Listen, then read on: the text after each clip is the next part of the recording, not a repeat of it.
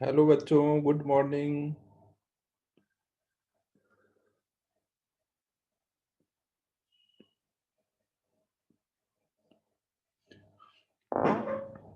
कोई bye bye नहीं, अभी दो केसेस बचे हैं, वो मुझे जल्दी जल्दी करा लेने दो, फिर नेक्स्ट क्लास में उसकी प्रैक्टिस करा दूंगा।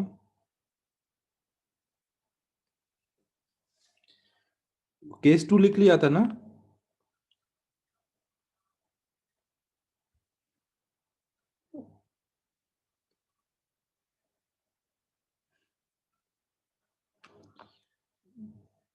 कल ये आईआर के पहले तक आएगा ना?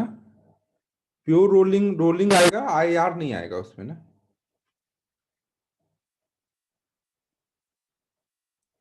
अब हम लोग केस 3 लिख रहे हैं।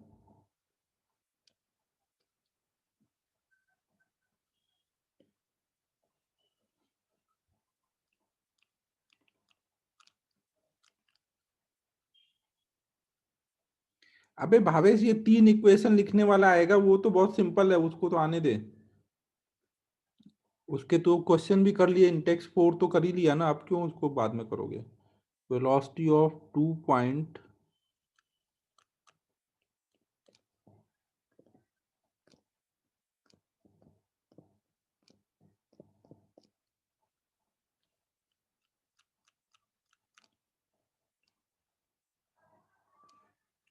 नेक्स्ट देखो, हम लोग देख रहे हैं कि अगर हमें 2 पॉइंट की वेलोसिटी गिवन है और वो पैरेलल है। अगर देखो पैरेलल होंगे तो परपेंडिकुलर डालोगे तो एक ही परपेंडिकुलर आएगा ना, तो पॉइंट ऑफ इंटरसेक्शन नहीं मिल पाएगा। समझो, दोनों अगर पैरेलल होंगे ना, जैसे ये बॉडी लिया, एक ये पॉइंट पता है, मान लो पॉइंट ए की वेलोसिटी पता है वी ए, पॉइंट बी की वेलोसिटी पता है वी बी, ये पॉइंट बी है। तो अब दोनों के परपेंडिकुलर डालोगे तो एक ही परपेंडिकुलर बनेगा ना। तो अब दो पॉइंट की वेलोसिटी पता है, लेकिन परपेंडिकुलर डालने से पॉइंट ऑफ इंटरसेक्शन नहीं मिलेगा। तो वहां पे अब आप कैसे सोचोगे? तो आप फिर से वैसे सोचोगे कि अगर मान लो ये कहीं फिक्स होता, मान लो यहाँ पे ये फिक्स होता, तो इसके पॉइंट्स की वेलोसिटी कैसे होती? ये मान लो कुछ आर ए हो, ये आर बी है, इनके बीच की डिस्टेंस डी हमें गिवन है ना, ये बीच की डिस्टेंस गिवन है, we A V B given है। तो हमें पता है कि ये परपेंडिकुलर पे ही, इस परपेंडिकुलर पे ही कहीं आई आर आएगा ना। और उसके बाद जब घूम रहा होगा बॉडी, तो जैसे दो पॉइंट की वेलोसिटी पता है, तो जो जिसकी वेलोसिटी कम होगी उसके पास आना चाहिए ना, क्योंकि उसके लिए आर भी कम होगा। ये समझो ना, मान लो ओमेगा से घूम रहा है, तो V B equal to R B into omega होगा, और V A equal to R A into omega होगा। तो अगर हम इनको डिवाइड कर दें तो R A by R B की वैल्यू आ जाएगी V A by V B. आपको देखो वी ए पता है, वी बी पता है, तो आपको ये डिस्टेंस का रेशियो आ गया, और साथ में आपको पता है कि इनका डिफरेंस कितना होगा, R A minus R B कितना है। तो दो अननोन है, दो इक्वेशन है, इनको सॉल्व करोगे तो आर ए आर बी आ जाएगा। तो कोई भी एक यूज कर लो, ए से इतनी डिस्टेंस पे या बी से इतनी डिस्टेंस पे। समझ आ रहा है मैं क्या बोल रहा हूँ?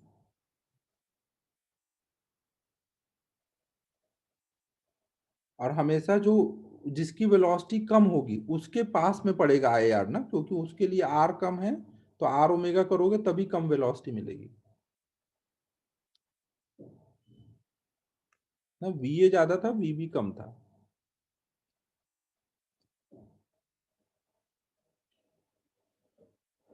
अबे चवन देखो, फिर से सुनो, मैं बोल रहा हूँ अगर मान लो ये यहाँ पे हिंज होता और ऐसे घूम रहा होता, तो जो यहाँ वाला पॉइंट होता वो इधर जा रहा होता आर ओमेगा से, जो और ऊपर वाला पॉइंट होता वो और ज्यादा फास्ट जा रहा होता, उसका आर और ज्यादा होता। तो अब उल्टा सोचो कि अगर हमें ये दिया है, ये दिया, और ये पॉइंट ढूंढना है, तो वो कहाँ होगा? इन दोनों के परपेंडिकुलर ये लाइन आ रही है उस पे ही होगा ना। अब अगर मुझे ये डिस्टेंस मिल जाए या ये डिस्टेंस मिल जाए, तो पता चल जाएगा परपेंडिकुलर पे कहाँ पे हमारा आई आर है। तो ये कैसे मिलेगा? यहां से अगर मैं आर ओमेगा लगाऊंगा तो ये लिखूंगा, ऐसे यहाँ के लिए आर ओमेगा लगाऊंगा तो ये लिखूंगा, दोनों डिवाइड कर दूंगा, डिवाइड करूंगा तो ये आ जाएगा ना। और साथ में हमें पता है कि R A minus R B D है, ये गिवन है डी। तो अब हम दो अननोन है, दो इक्वेशन है, इनको सॉल्व कर दूंगा। अब आर ए आर बी मिल गया ना, आर ए या आर बी कोई भी एक मिल जाएगा तो अपना काम हो जाएगा, क्योंकि ये तो पता है कि इसी परपेंडिकुलर पे है, बस डिस्टेंस ढूंढनी है कि कहाँ कितनी पर है।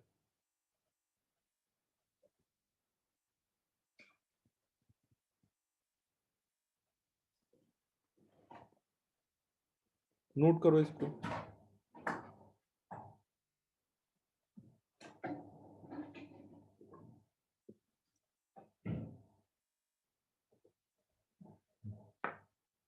आर ए बी मिलने के बाद कुछ करना ही नहीं है।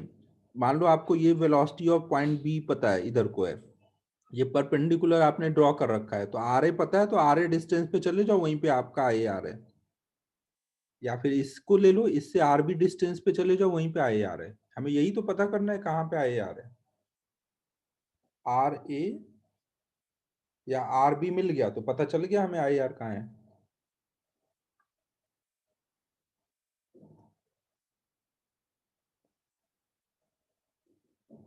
हाँ बस जल्दी नेक्स्ट बता रहा हूँ।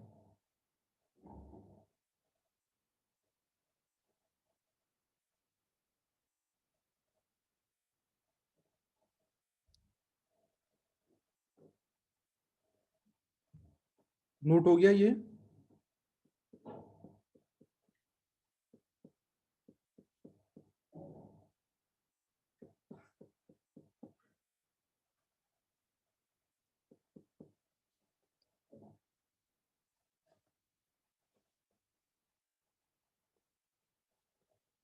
केस 4 है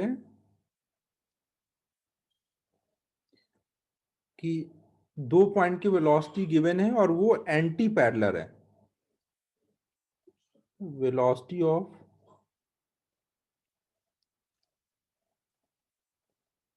टू पॉइंट्स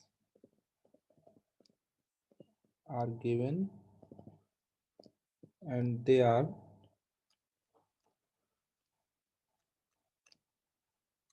anti-parallel।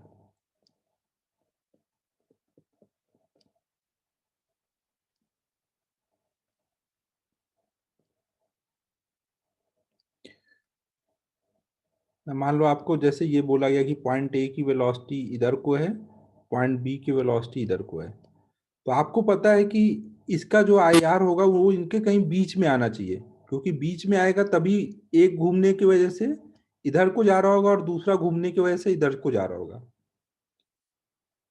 समझो ना, जब एंटी पैरेलल होंगे तो उनका आप परपेंडिकुलर दोनों का ड्रॉ करो, और उसमें कहीं बीच में किसी जगह पर आई आर आ रहा होगा, वो मान लो यहाँ से आर ए डिस्टेंस पर है और इससे आर बी डिस्टेंस पर है, और इनके बीच की डिस्टेंस पता है, मतलब R A plus R B आपको गिवन है ना, दोनों पॉइंट गिवन है, मतलब उनके बीच की डिस्टेंस वगैरह गिवन है।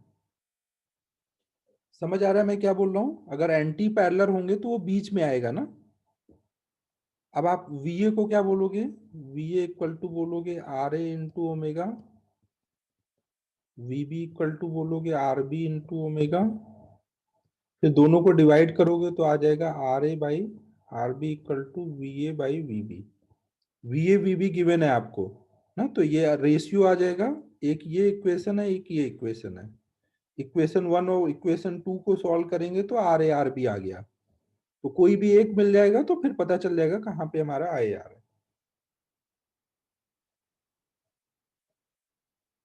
ठीक है, सभी को समझ आ गया कि हम लोग कैसे आई आर फाइंड करते हैं।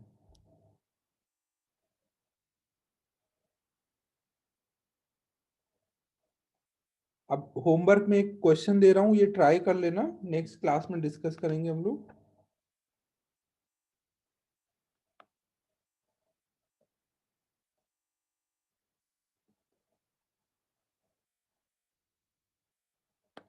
सपोज स्मूथ ग्राउंड पर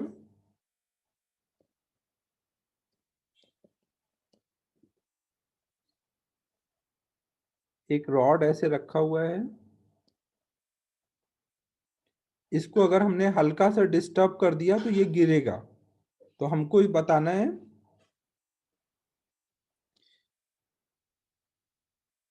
जब ये इसका जो सेंटर है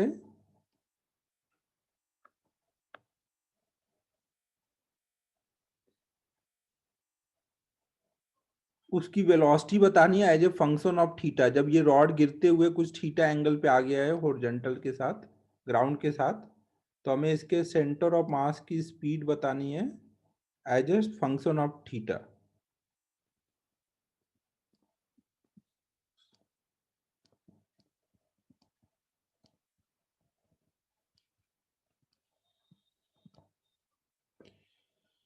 क्वेश्चन समझ आया सभी को ना? एक रॉड को हमने स्मूथ सरफेस पर रखा हुआ है और हल्का सा डिस्टर्ब कर दिया, तो अब ये गिर रहा है ना, रॉड गिरेगा। तो आपको पहले तो ये सोचना है कि सेंटर ऑफ मास किधर को चलेगा और उसकी स्पीड कितनी आएगी as a function of theta. बाकी होमवर्क और अब इससे दे देता हूं, मॉड्यूल से।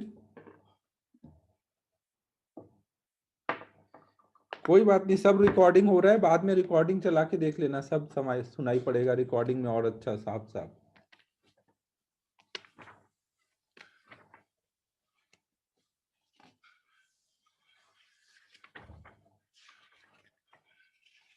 रोटेशन अबाउट फिक्स होमवर्क में, इसमें एक्सरसाइज 1 में कहां तक दे चुका हूं? एक्सरसाइज 1 में 40 तक दिया है ना शायद।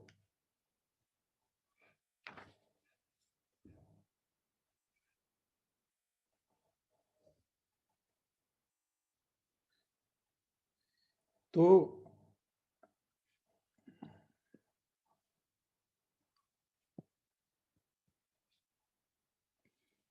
होमवर्क में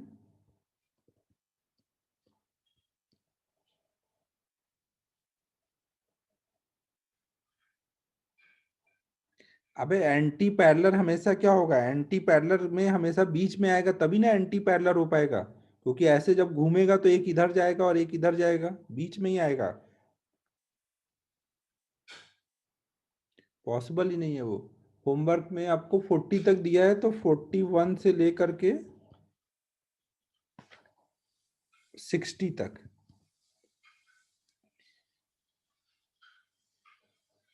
फोर्टी फाइव तक दिया है पहले।